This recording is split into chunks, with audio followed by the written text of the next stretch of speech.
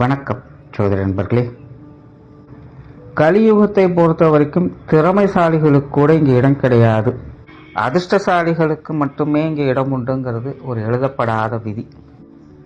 ஒரு 30 வருடம் பின்னோக்கி போனால் கூட அன்னைக்கு இருந்த மனிதர்களுடைய மனநிலை கஷ்டப்பட்டு உழைக்கணும், படிப்படியாக முன்னேறணும், இவ்வளவு சம்பாதிக்கணும், வாழ்க்கை இப்படித்தான் இருக்கணும்னு ஒரு வட்டம் போட்டு அதற்குள்ள சுதந்திரமாக வாழ்ந்துட்டு இருந்தாங்க.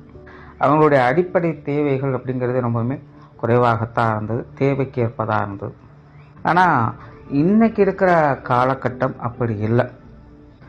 காலம் முழுக்கெல்லாம் யாரும் கஷ்டப்பட முடியாது. எதாக இருந்தாலும் இப்போவே கிடைக்கட்டும், நான் இப்போ இருந்தே சந்தோஷமாக இருக்கேன். சந்தோஷம் இல்லைன்னா என்டர்டெயின்மெண்ட், இதுதான் வாழ்க்கைன்னு போடு. அதற்காக என்ன வேணாலும் செய்யலாம், எப்படி வேணாலும் இருக்கலாம். அதனால் ஒன் டைம் ரிஸ்க் எடுக்கிறேன், கிடைச்சா லைஃப் டைம் செட்டில்மெண்ட்டு, இல்லைன்னா ஜோலி முடிச்சு அப்படிங்கிற போக்கில் தான் எல்லாமே போய்கிட்டு இருக்கும். பட் இங்கே என்னென்னா, இது இன்றைக்கி இருக்கிற ஜென்ரேஷனோட நினப்பு மட்டுமல்ல, ஒரு 30 வருடத்துக்கு முன்னாடி இருந்த மனிதர்களுடைய மனநிலையும் இன்றைக்கி அப்படி மாறிடுச்சு. ஏன்னா களி அந்த அளவுக்கு முத்திக்கிட்டே இருக்குது. ஸோ காலத்தின் கோலம் எல்லாமே இங்கே மாறிக்கிட்டே தான் இருக்கும். ஸோ எல்லாருமே ஏதோ ஒரு அதிர்ஷ்டத்தை தேடி ஓடிக்கொண்டு தான் இருக்கும். பொதுவாக அதிர்ஷ்டம் அப்படின்னாலே அது இஷ்டத்துக்கு வரும், அது இஷ்டத்துக்கு போகும் அப்படின்னு சொல்லுவோம். நல்லதானாலும் சரி, கெட்டதானாலும் சரி, ஒரு நல்ல விஷயம் நடந்ததுன்னா என் அதிர்ஷ்டம், எனக்கு இது கிடைச்சிருச்சு, எனக்கு இது நடந்துருச்சுன்னு சொல்லணும். இல்லை கொஞ்சம் டீசெண்டாக சொல்லணும்னா, என்னைக்கு நான் செஞ்ச புண்ணியமோ எனக்கு இது கிடைச்சிருச்சு அப்படின்னு சொல்லிக்கலாம். இதே ஒரு மோசமான விஷயத்துல தப்பிச்சு வந்தால் கூட அதையும் ஒரு வகை அதிர்ஷ்டம் தான் சொல்லுவோம். நல்ல வேலை, என் அதிர்ஷ்டம் என் தலை தப்பிச்சுது, நான் பொழைச்சிக்கிட்டேன், தலைக்கு தலைப்பாகையோடு போச்சு அப்படின்னு டீசெண்டாக சொல்லிப்போம். ஸோ அதிர்ஷ்டம் அப்படிங்கிறது அது இஷ்டத்துக்கு வரும், அது இஷ்டத்துக்கு போகும். இதுக்கு வேலிடிட்டி எல்லாம் கிடையாது. எப்போ வரும், எதில் வரும் அப்படிங்கிறதும் புரியாது. பட் ஜோதிடத்தை பொறுத்த வரைக்கும் இது ஒரு காலக்கணிதம்.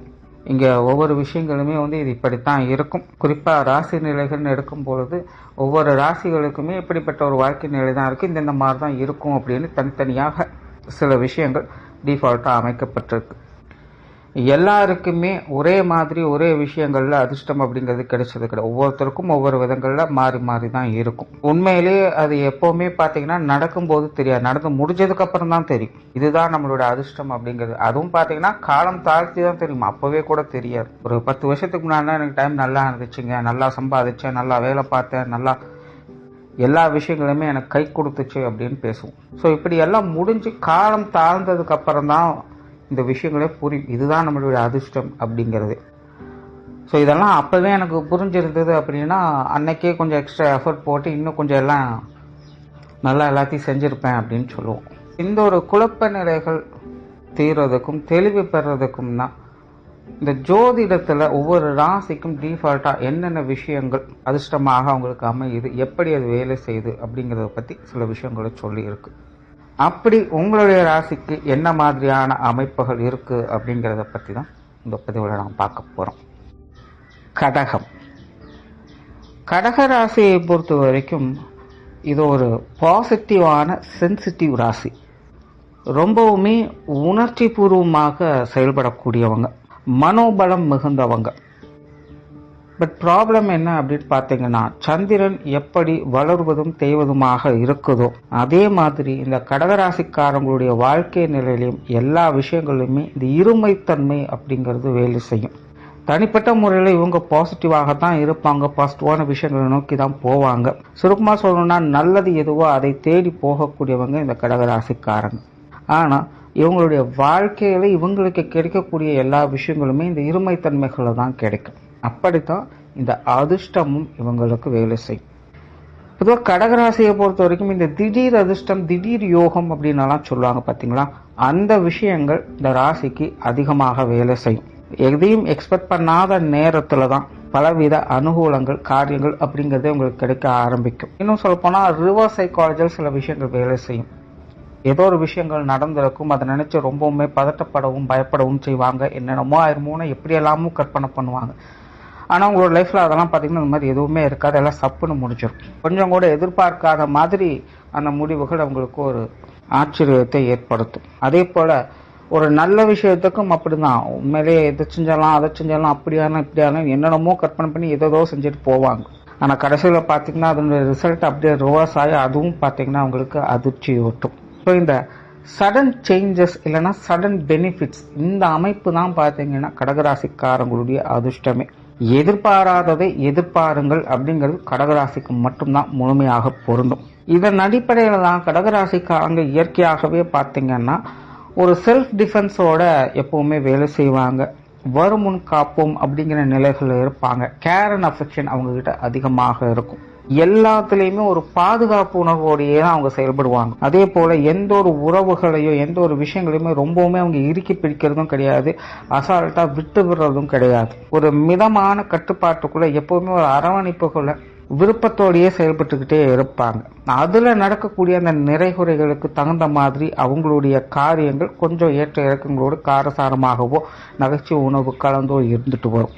எப்படி பார்த்தாலும் இவங்களுடைய உள்ளுணர்வானது எப்பவுமே எந்த ஒரு கஷ்டமும் வந்துடக்கூடாது, எந்த ஒரு கெட்டதும் நடந்துடக்கூடாது, எந்த ஒரு பாதிப்பும் இருக்கக்கூடாது, இப்படியே சீரா நல்லபடியா இருந்தா போதும் அப்படிங்கிற தூண்டுதலோட தான் இயங்கிக்கிட்டே இருக்கும். அதை அவங்க வெளிப்படையாக பேசவோ காட்டவோ மாட்டாங்க. ஆனால் சிலருடைய முகத்தில் இது நல்லாவே பிரதிபலிக்கும். மேலே கடகராசிக்காரங்க கஷ்டப்படுறாங்க அப்படின்னா அவங்களுடைய முகத்தை பார்த்தாலே ஈஸியாக தெரிஞ்சிடும். அதே போல் அவங்க ரொம்ப சந்தோஷமாக இருக்காங்க அப்படிங்கிறதும் அவங்களுடைய முகத்தை பார்த்தாலே தெரிஞ்சிடும். அகத்தின் அழகு முகத்தில் தெரியும் அப்படிங்கிறது கடகராசிக்காரங்களுக்கு முழுமையாக பொருந்தும். அவங்க வாய் விட்டு பேசவோ சொல்லவோலாம் மாட்டாங்க. ஸோ இப்படி கடகராசிக்காரங்களுக்கு இந்த திடீர் அதிர்ஷ்டம், திடீர் யோகம் அப்படிங்கிறதான் அவங்களுக்கான அதிர்ஷ்டம். அவங்களுக்கு எதிர்பார்க்காத நேரத்துலலாம் எதுவுமே நடக்கும். கடகராசிக்காரங்க இயற்கையாகவே கொஞ்சம் பிரயாண விரும்பிகள் தான். நட்பை பாராட்டக்கூடியவங்க, உறவுகளை நேசிக்கக்கூடியவங்களாக இருப்பாங்க. உறவுக்காரங்க வகையிலலாம் பார்த்தீங்கன்னா ஒரு செல்வாக்கான நிலை எப்பவுமே இவங்களுக்குன்னு ஒன்று உண்டு. இன்றைய காலகட்டத்தில் நார்மலாக எல்லாருக்குமே உறவுக்காரங்க அப்படின்னாலும் ஒரு சலிப்பும் வெறுப்பும் இருந்துக்கிட்டு தான் இருக்கும். பட் என்னதான் சலிப்புகள் வெறுப்புகள் இருந்தாலும் ஒரு சிலர்கிட்ட தானாகவே நம்ம போய் நெருங்கி பழக செய்வோம், அல்லது அவங்க நம்மகிட்ட நெருங்கி பழக செய்வாங்க.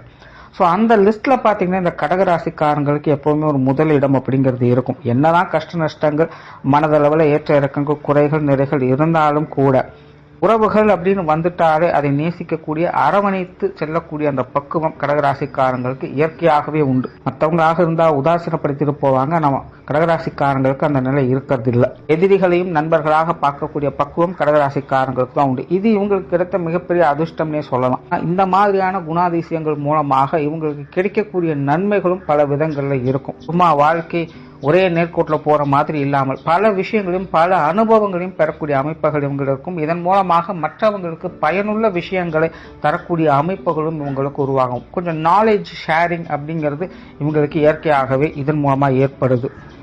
ஸோ கடகராசிக்காரங்க இந்த உறவு சார்ந்த விஷயங்களையும் நட்பு சம்பந்தப்பட்ட விஷயங்களையும் பார்த்தீங்கன்னா ரொம்பவுமே ஸ்பெசிஃபிக்காக இருப்பாங்க.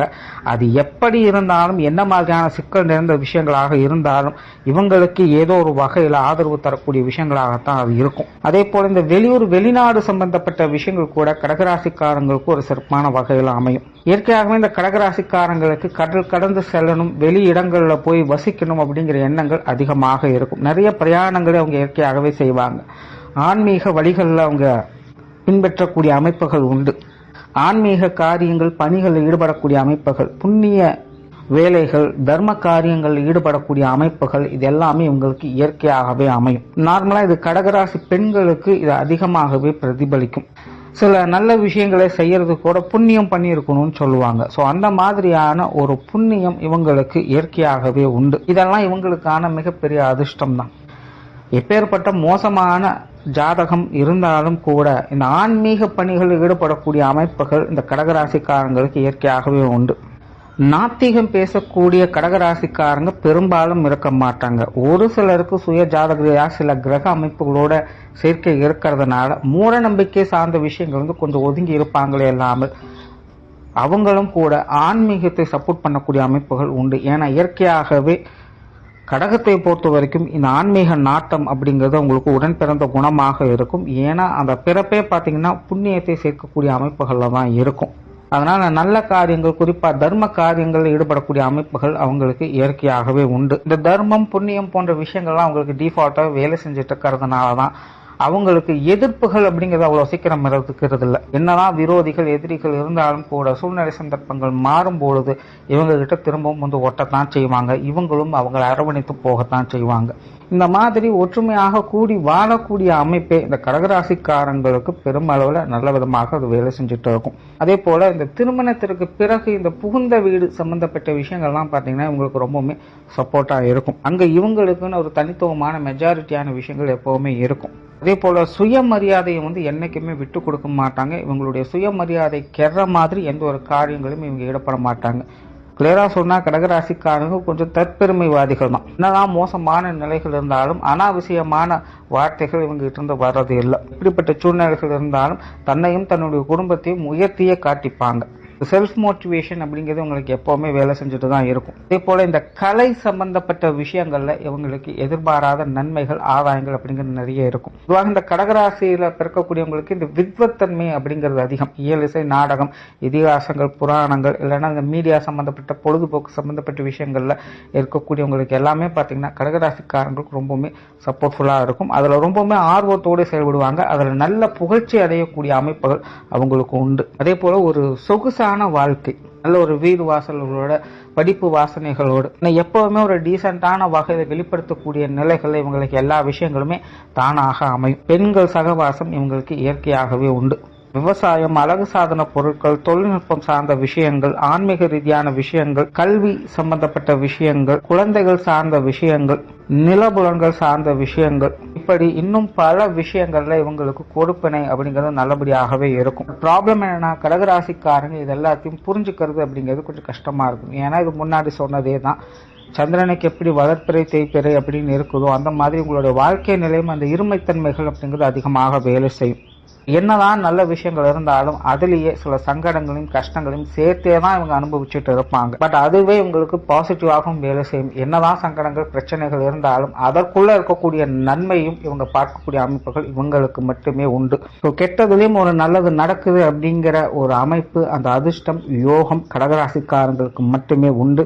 ஸோ கடகராசிக்கு இயற்கையாகவே மறைமுகமான யோகா அமைப்புகள், திடீர் அதிர்ஷ்ட யோகா அமைப்புகள், இப்படித்தான் அவங்களுக்கு எல்லா விஷயங்களுமே வேலை செய்யும்.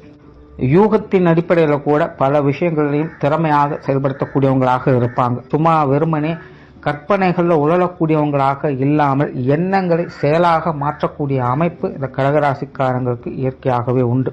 நன்றி, வணக்கம், வாழ்க வளமுடன்.